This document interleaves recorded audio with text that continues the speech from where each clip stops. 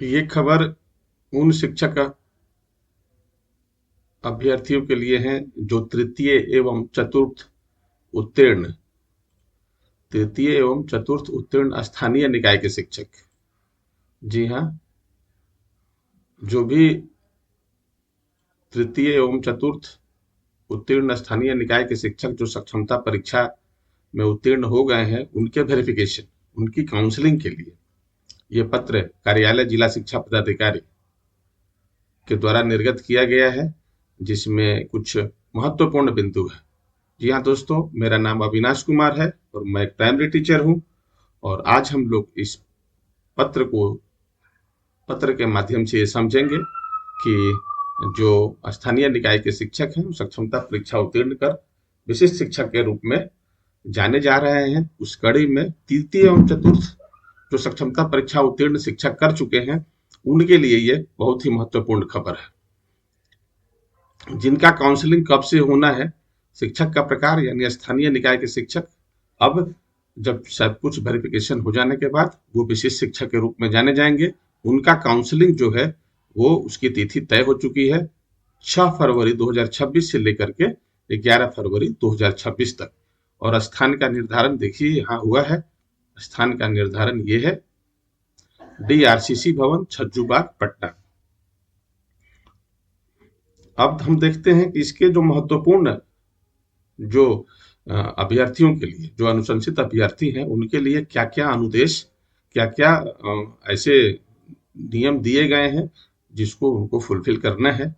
उसमें पहला जो है, किसी अभ्यर्थी को, मान लीजिए जो शिक्षक अभ्यर्थी जिनका काउंसलिंग होना है, वो उनका जो स्लॉट होगा और तिथि होगी वेरिफिकेशन के दिन, वहां उपस्थित होना है। इसका निर्धारण मुख्यालय स्तर से होगा। जी हाँ, सब कुछ मुख्यालय स्तर से ही होना है तथा यह विभागीय वेबसाइट पर उपलब्ध होगा। यानी कि हम लोग विभागीय वेबसाइट पर जाकर के देख सकते हैं। साथ ही इसकी सूचना संबंधित अभ्यर्थी को SMS के माध्यम से किया जाएगा। यानी कि ज्यादा घबराने की जरूरत नहीं है। जिसका जिस स्लॉट और जिस तिथि को होगा, उनके उस अभ्यर्थी के मोबाइल पर SMS भी भेजा जाएगा। दूसरा जो महत्वपूर्ण बिंदु है उसको हम इस तरह से देखते हैं कि जो स्लॉटवार अनुशंसित सक्षमता परीक्षा तृतीय एवं चतुर्थ के विशिष्ट शिक्षक की सूची शिक्षा विभागीय के वेबसाइट पर अपलोड की जाएगी। जी हाँ, तीसरा जो महत्वपूर्ण बिंदु है, इसमें वेरिफिकेशन के लिए आपाधापी नहीं करना है, कोई हड़बड़ी नहीं दिखानी है। नंबर स्पष्ट रूप से अंकित है। वेरिफिकेशन की जो तिथि होगी वो सारे अभ्यर्थियों को बताई जाएगी, उसके अनुसार ही जाना है। जो स्लॉट मिलेगा उस स्लॉट के अनुसार ही वहां पे पहुंचना है। कहाँ पहुंचना है? तो DRCC भवन, छज्जूबाग, पटना। चौथा जो महत्वपूर्ण बिंदु है, उसमें संबंधित अभ्यर्थी वेरिफिकेशन स्थल पर निर्धारित समयानुसार पहुंचकर वेरिफिकेशन कराएंगे। जी हाँ, समय का बहुत ही इसमें महत्वपूर्ण स्थान है। जो समय मिलेगा, जो स्लॉट मिलेगा, उसी स्लॉट में जाकर के निर्धारित स्थल पर वेरिफिकेशन कराना है। वेरिफिकेशन के समय वही शिक्षक अभ्यर्थी उपस्थित होंगे जिनका स्लॉट निर्धारित है। जी हाँ, वो क्या होता है, कभी कभी बहुत भीड़ हो जाती है, जिनका नहीं भी होता है वो वहां पहुंच जाते हैं। ऐसा नहीं करना है।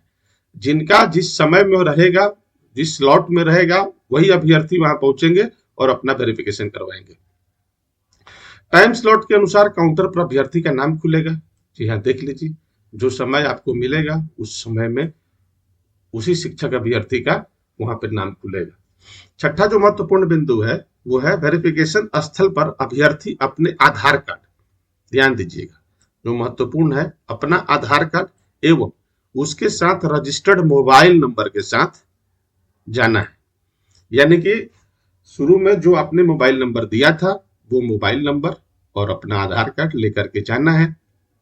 जब वहां जाएंगे तो जब आपका आधार से जब वहां आधार वेरिफिकेशन होगा, उस समय आपके रजिस्टर्ड मोबाइल पे OTP आएगा और OTP आने के बाद ही वहां आधार सत्यापित होगा। सातवां जो महत्वपूर्ण बिंदु है वो इस प्रकार है, वेरिफिकेशन में भाग लेने वाले शिक्षक अभ्यर्थी एक दिन के लिए ऑफिशियल ड्यूटी पर माने जाएंगे। जी हाँ, बहुत सारे शिक्षक व्हाट्सएप ग्रुप में से लिख रहे हैं कि जिस दिन मेरा काउंसलिंग होगा उस दिन लीव लेके जाना है या छुट्टी लेकर के जाना है या कैसे जाना है, इसकी जानकारी तो आप इस पत्र के माध्यम से स्पष्ट रूप से देख सकते हैं कि एक दिन के लिए उनको ऑफिशियल ड्यूटी यानी कि ऑन ड्यूटी लगाकर जाएंगे और उनका उपस्थिति मान्य होगा। अब आगे हम लोग देखते हैं कि इस पत्र में क्या है। साथ ही उक्त विभागीय आदेश अंतर्गत सक्षमता परीक्षा तृतीय एवं चतुर्थ के विशिष्ट शिक्षक के पद पर नियुक्ति के निमित्त वेरिफिकेशन से संबंधित महत्वपूर्ण अनुदेश निम्नवत दिए गए हैं। क्या क्या दिए गए हैं यहाँ हम लोग देख लेते हैं। निर्धारित तिथि को वेरिफिकेशन हेतु उपस्थित होने वाले अनुशंसित अभ्यर्थियों द्वारा निम्नांकित कागजातों को प्रस्तुत किया जाएगा। अब देखिए, अब जो मेन जो पॉइंट है, अब यहाँ आते हैं कौन कौन से कागजात ले जाने हैं।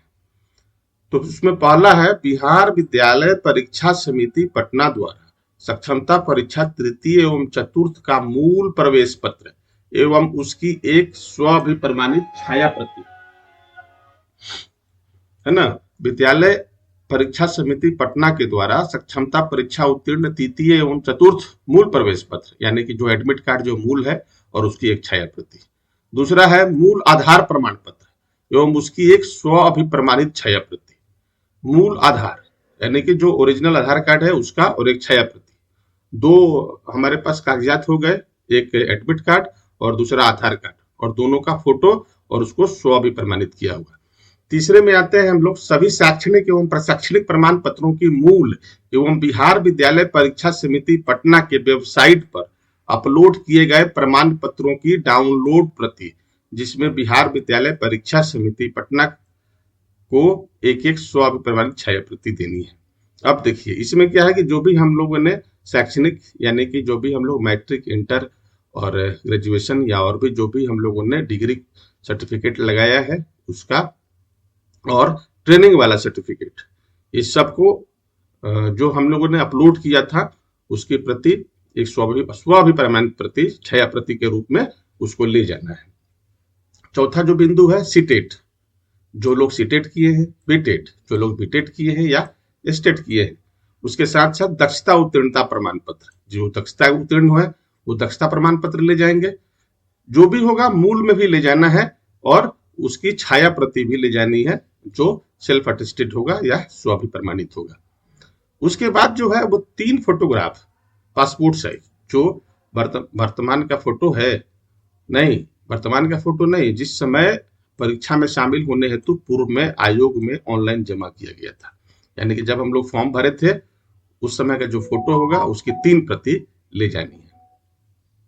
बहुत लोग रिजर्वेशन कोटा में ये भरे थे बिहार विद्यालय परीक्षा समिति का फॉर्म, तो जो अपना आरक्षण दावा से किए थे उनका उसका मूल प्रमाण पत्र भी ले जाना है और उसकी एक प्रति स्वाभिप्रमाणित प्रति, यानी कि मूल प्रति के साथ जो भी हम मूल प्रति ले जा रहे हैं उसका छाया प्रति भी लेकर के जाना है। जन्म तिथि में छूट, यदि इस तरह का कुछ कोई दावा किए हैं तो वो इसकी प्रमाणित प्रति भी स्वाभिप्रमाणित प्रति भी डाउनलोड करके ले जाएंगे। उसके बाद देखिए 8वां जो बिंदु है, अनुशंसित अभ्यर्थी अपने आधार पर से लिंक्ड मोबाइल नंबर के साथ उपस्थित होंगे, यानी कि आधार में हमने जो नंबर लिंक कराया है वही नंबर के साथ जाना है। साथ ही अभ्यर्थी अपने पैन कार्ड का स्वाभिप्रमाणित की छाया प्रति भी साथ लाएंगे। ये देखिए पैन कार्ड का भी लेकर के जाना है। उक्त काउंसलिंग हेतु डीआरसीसी भवन पटना में वेरिफिकेशन कार्य सुचारू एवं निर्बाध रूप से संपन्न कराए जाने हेतु अब यहाँ से जो नियम कानून जो बना है वो वहाँ के पदाधिकारियों के लिए है, कर्मियों के लिए है। इससे शिक्षक अभ्यर्थियों जो वो ये उनके लिए नहीं है, ये उनके लिए है जो वहाँ पर डिपुटेशन में काम करेंगे। इस तरह से हम लोग देख रहे हैं कि पत्र के आलोक में ये सारे कागजात हम लोग को ले जाने हैं जो अभी नियोजित से विशिष्ट बनने वाले हैं। धन्यवाद।